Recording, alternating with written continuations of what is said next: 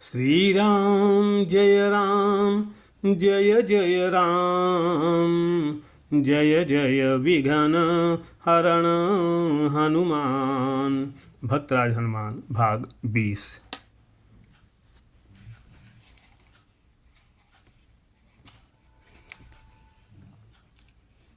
उन दिनों पांडव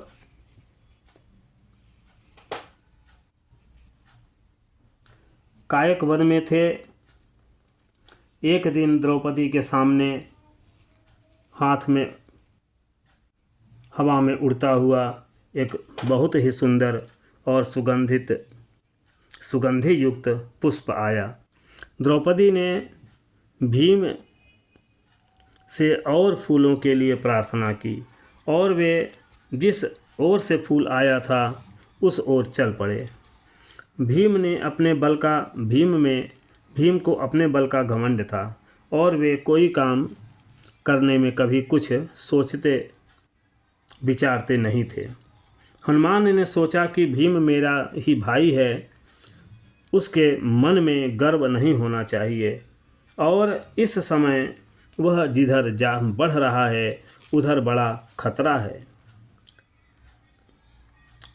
कहीं नासमझी में उसका अनिष्ट न हो। हनुमान जाकर रास्ते में लेट गए और अपना लंबा लंगूर फैला दिया। भीम ने हनुमान को पहचाना नहीं।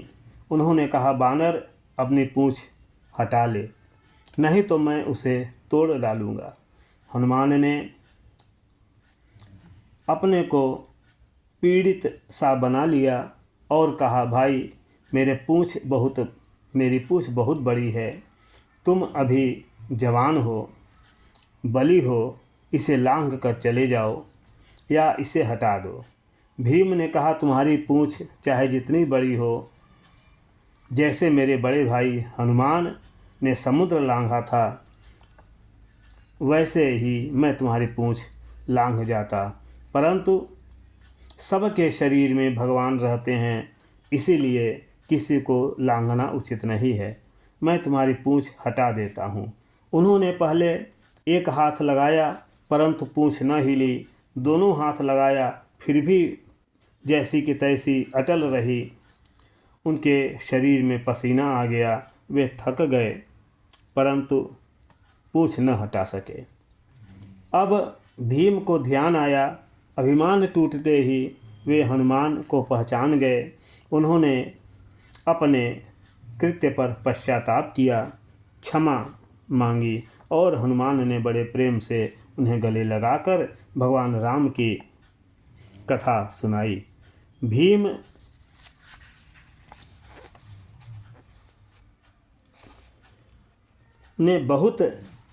के बहुत आग्रह करने पर हनुमान ने अपना वह भीषण रूप दिखाया जिससे उन्होंने समुद्र पार किया था। फिर छोटे रूप में हो गए और भीम को अनेकों प्रकार के उपदेश दिए। उन्होंने कहा, अब अभिमान कभी न करना, मेरे मिलने का हाल किसी से मत कहना और कोई आपत्ति पड़े तो मेरा स्मरण करना। कहो तो मैं हस्तिनापुर जाकर सारा नगर अभी नष्ट कर दूं और धृतराष्ट्र के पुत्रों को मार डालूं, दुर्योधन को बांध लाऊं। जो कहो मैं करने को तैयार हूँ। भीमसेन ने कहा, आपकी सहायता पाकर हम सनाथ हुए। आपकी सहायता से ही हम शत्रुओं को जीत सकेंगे। हनुमान ने कहा, भीम, जब तुम शत्रुओं की सेना में घुसकर सिंहनाद करोगे तो अर्जुन की ध्वजा के ऊपर रहकर मैं भी ऐसा शब्द करूँगा कि तुम्हारे शत्रु उसे सुनकर मृतप्राय हो जाएंगे। हनुमान ने भीम को आलिंगन किया और वहीं से अंतर्ध्यान हो गए। उनके बतलाए हुए मार्ग से जाकर भीम ने वह पुष्प प्राप्त किया। नारायण नारायण।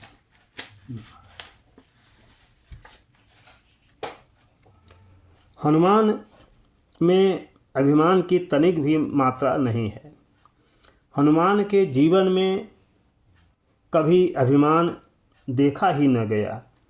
इसी से भगवान अपने भक्त के अभिमान को दूर करने का काम प्रायः हनुमान को ही देते थे। कहते हैं कि अर्जुन को भी एक बार अपने बाण बल का अभिमान हो गया था। उन्होंने बात ही बात में एक दिन श्री कृष्ण से कहा कि तुमने रामावतार में समुद्र पर पुल बांधने के लिए इतना आयोजन क्यों किया? बाणों से पुल बांध देते। बेचारे बानरों को झूठ मूठ परेशान किया। भगवान हंसने लगे।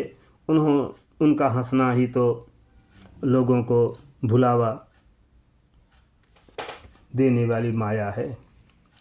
भगवान ने कहा, अच्छा, तुम बाणों से समुद्र के एक छोटे से अंश पर पुल बांधो, मैं तुम्हें बताता हूँ। अर्जुन ने आनन फानन में वैसा कर दिया। भगवान ने हनुमान का स्मरण किया, वे तुरंत आ पहुँचे। भगवान की आज्ञा से वे बाणों के पुल पर चढ़े।